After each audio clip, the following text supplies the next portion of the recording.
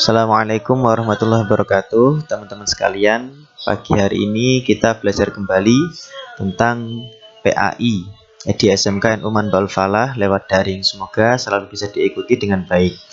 Oke teman-teman, pada pertemuan kedua niki kita akan mempelajari tentang aurat dan makna-maknanya, atau tentang busana bagi Islam laki-laki atau Islam perempuan, Muslim laki-laki atau Muslim perempuan. Anak-anakku sekalian, Allah Subhanahu wa taala berfirman dalam kitab sucinya Al-Qur'an yang berbunyi, A'udzubillahi minasyaitonirrajim. Ya ayuhan nabiyyu, wahai para nabi, wahai nabi, Nabi Muhammad maksudnya. Kul katakanlah, li azwajika kepada istri-istrimu, wa banatika dan anak-anakmu, wa nisa'il mu'minin dan perempuan-perempuan orang-orang mukmin. Ada perintah dari Allah, kita niku harusnya seperti niki, yudnina 'alaihinna min jalabibihin. Hendaklah mereka menutupkan jilbabnya ke seluruh tubuh mereka. 'Alaihinna min jalabibihin. Untuk apa? Dzalika adna ayyurafna fala yu'dain. Yang demikian itu agar mereka lebih mudah untuk dikenali. Fala yu'dain, kemudian mereka niku tidak akan diganggu. Anak-anakku sekalian, dari ayat ini kita bisa mengetahui bahwa ada perintah menutup aurat. Untuk siapa? Kalau dalam ayat ini untuk para perempuan. Yang diperintahkan siapa? Yang diperintahkan Nabi atau laki-laki.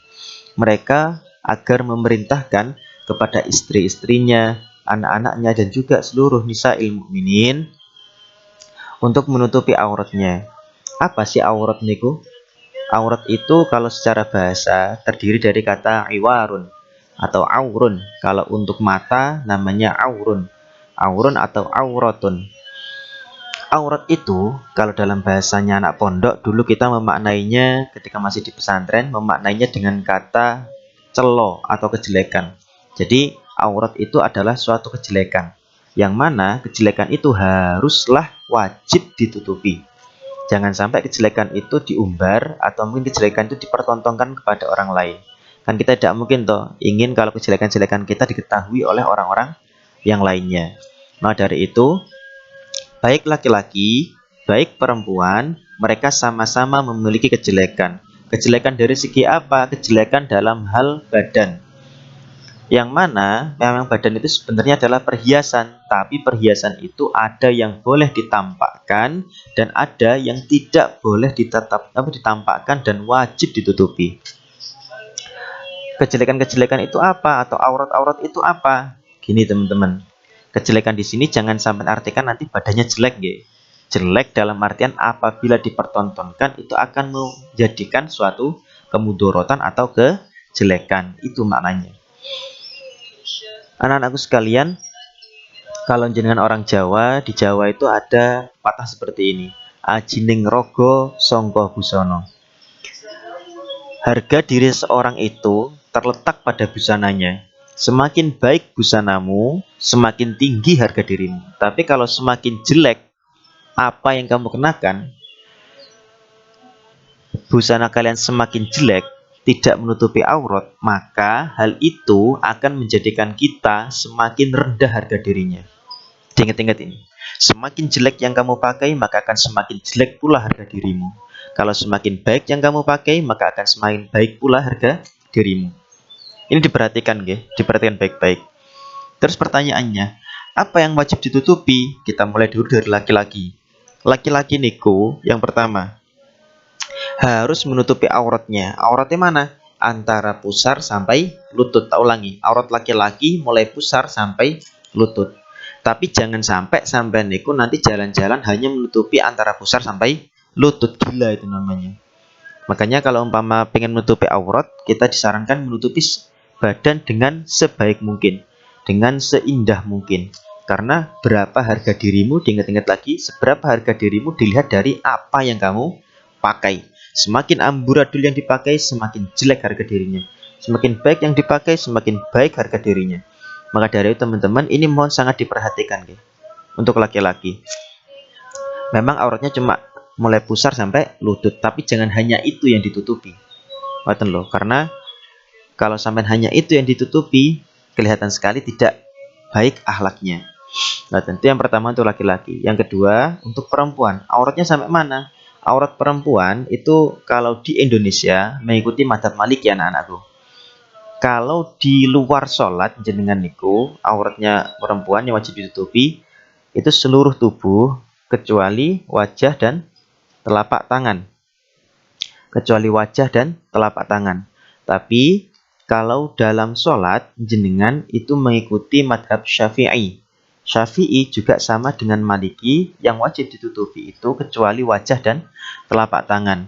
Akan tapi anak-anak sekalian, kecuali wajah dan telapak tangan niku, kalau madhabnya mengikuti Syafi'iyah, sampai wajib menutupi seluruh anggota badan. Makanya ada cewek-cewek yang menggunakan niqab, pakai cadar. Apakah itu baik? Bagus, bagus sekali. Karena mereka mengikuti madhab Syafi'i. Apakah salah? Tidak, tidak ada yang salah. Memang sebenarnya kalau dalam madhab Syafi'i mereka dianjurkan menggunakan cadar seperti itu. Itu kalau untuk perempuan. Sama lihat, terutama untuk yang perempuan nih, semakin kamu menyepelekan diri kamu, semakin orang itu juga akan menyepelekan dirimu. Dalam hal berpakaian, contoh umpama, ada cewek yang menggunakan pakaian menutupi semua auratnya, dengan cewek yang menggunakan pakaian masih memperlihatkan auratnya. Itu akan beda anak-anak sekalian. Rasa hormat kaum laki-laki kepada orang yang menutupi seluruh auratnya itu lebih besar daripada pada perempuan yang hanya menutupi sebagian auratnya. Maka dari itu jangan sampai kalian itu, baik laki-laki atau perempuan, yang pertama, jangan Anda itu berpakaian tapi telanjang.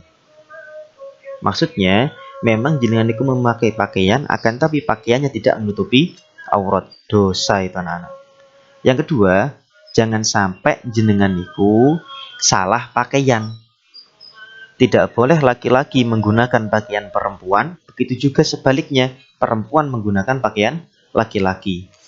Laki-laki auratnya hanya pusar sampai lutut, dia pakai kaos oblong nggak apa-apa. Jangan sampai perempuan melakukan hal itu. Kenapa? Karena itu pakaiannya laki-laki. Laki-laki tidak memakai jilbab dan mereka tidak boleh memakai itu. Ada yang menghukumi makruh, ada juga yang menghukumi haram. Kenapa? Karena tasyabuh ilan nisa, menyerupai wanita, itu diharamkan dalam fikih. Ada yang memakruhkan karena hanya dipandang zalim memakai sesuatu yang tidak pada tempatnya. Tapi ini bukan zalim yang biasa-biasa, nggih. Bukan makruh yang biasa-biasa, tapi makruh yang syiddatul karohah, sangat dimakruhkan dalam bab fikih. Nah, dari itu anak-anakku sekalian, jangan sampai nanti wanita ada kesunahan menindik telinganya. Satu saja, nggak usah banyak-banyak. Satu saja, menindik telinganya. Kok laki-laki menindik telinganya haram? Kenapa? Karena mereka menyerupai wanita. Begitu juga wanita boleh menggunakan emas. Boleh menggunakan emas. Saya ulangi, wanita boleh menggunakan emas dan perak. Apa boleh menggunakan emas? Laki-laki tidak boleh menggunakan emas. Kenapa? Karena hanya diperuntukkan untuk wanita. Ada yang pernah tanya, kenapa kok hanya wanita saja yang diperbolehkan? Nggih, karena wanita itu adalah perhiasan, dan semakin dihiasi, dia akan semakin indah dan semakin baik. Ada beberapa orang yang boleh yang boleh kita tidak menutup aurat di depannya, akan tapi ini hanya aurat-aurat yang sedang saja. Aurat itu ada aurat yang akbar, aurat yang besar, ada aurat yang asgor. Aurat asgor contoh umpama hanya memperlihatkan rambut. Tapi ini di depan orang-orang yang mahram, bukan orang-orang ajnabi atau orang-orang yang boleh kita nikahi. Kalau orang-orang yang haram kita nikah, niku kita memperlihatkan boleh. Contoh orang-orang yang haram kita nikah, ayah, ibu, adik, nggih, pakde, bude, niku haram kita nikah. Tapi kalau umpama selainnya niku, kita wajib menutup aurat. Maten. Ini mohon diperhatikan anak-anakku sekalian, karena banyak sekeliling kita orang-orang yang mengaku Islam tapi tidak menerapkan kunci aurat ini. Semoga semuanya diampuni dan kita cross check kepada diri kita masing-masing. Kita cek apakah kita sudah benar cara menutup auratnya, kita sudah benar cara menaati agama niki dan lain-lain. Monggo kalau ada pertanyaan silahkan di WA ke saya. Kita bisa interaktif, bisa lewat grup, bisa jabri saya langsung. Semoga jadi ilmu yang manfaat barokah fitnah dunya wal akhirah. Terima kasih, cukup sekian dari saya. Silahkan ada yang ditanyakan di WA saya.